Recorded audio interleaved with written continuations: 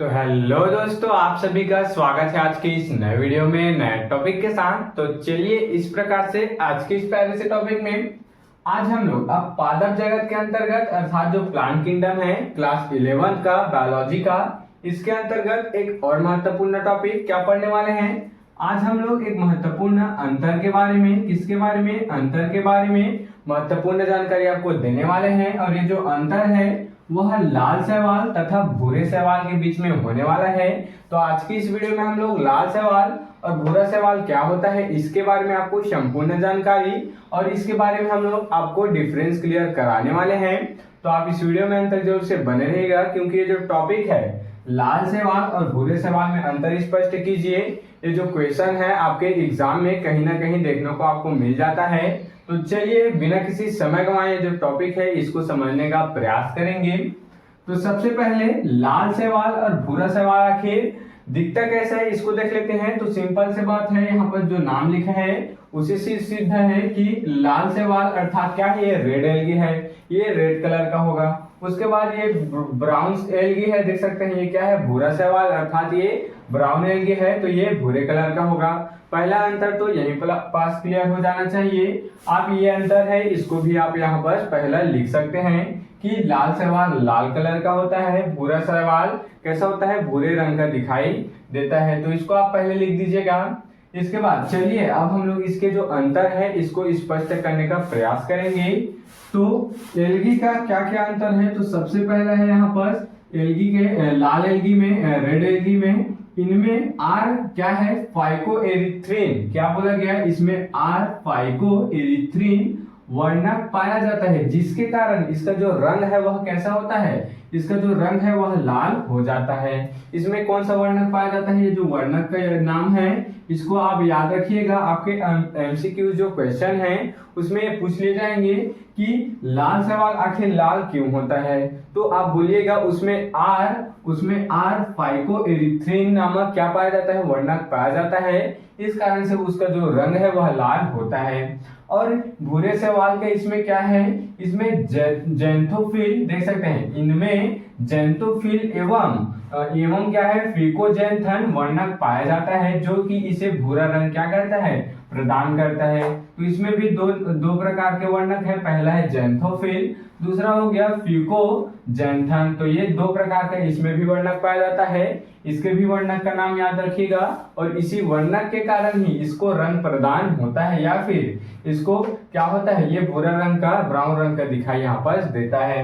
चलिए आशा करता हूँ आपको पहला क्लियर हो गया होगा। दूसरा अंतर यहाँ पर समझने का प्रयास करेंगे दोनों में। तो लाल शैवाल क्या है, इनमें भोजन संचित के लिए क्या होता है, फ्लोरिडियम, क्या बोला गया, फ्लोरिडियम स्टार्च से पाया जाता है, जबकि इसका संचित जो भोज्य पदार्थ है वह लेमिनेरिन या क्या है, मेनिटॉल होता है।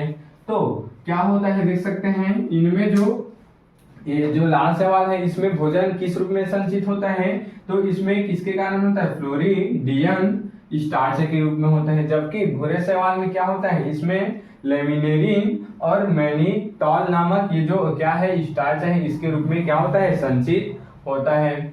चलिए तीसरा देख लेते हैं अंतर। तीसरा अंतर क्या है लाल शैवाल का, इनमें क्लोरोफिल जो है वह ए और डी पाया जाता है, इनमें क्लोरोफिल ए और क्लोरोफिल डी पाया जाता है, जबकि ब्राउन एल्गी में, भूरे शैवाल में इनमें क्लोरोफिल ए और क्लोरोफिल सी यहाँ पर पाया जाता है। तो आप इसको याद रखिएगा अच्छे से।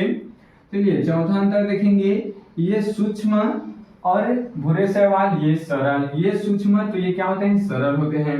और आगे देखेंगे एक कोशिकी, ये क्या होते हैं, एक कोशिकी होते हैं, कुछ बड़े एवं जटिल संरचना वाले पौधे होते हैं। जो लाल शैवाल है वह क्या होंगे, अभी आपस में तुलना करेंगे तो आपको और आसानी से क्लियर होगा।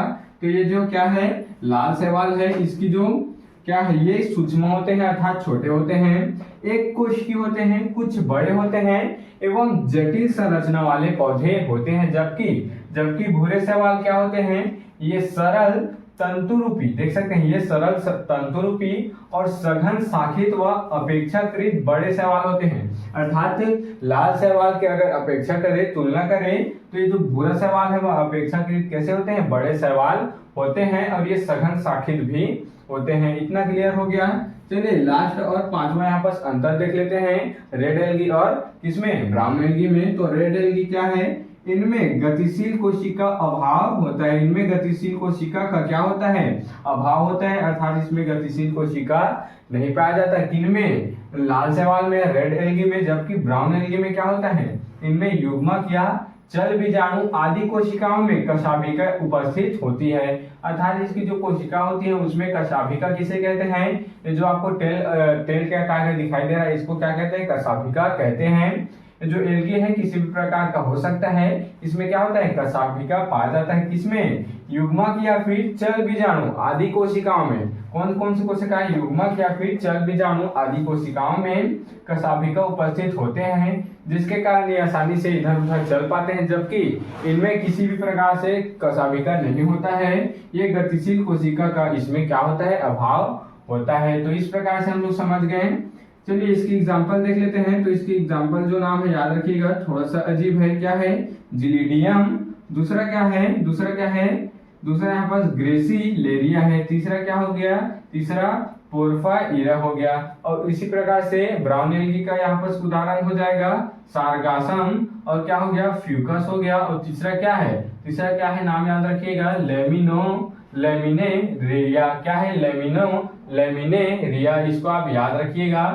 तो इस प्रकार से हम लोग आज की इस प्यारे से और छोटे से डिफरेंस वाले टॉपिक में हम लोग क्या रेड एल्गी और जो ब्राउन एल्गी है इसके बीच में अच्छे से डिफरेंस अंतर हम लोग क्लियर कर चुके हैं। आप इसका स्क्रीनशॉट यहाँ पर ले सकते हैं।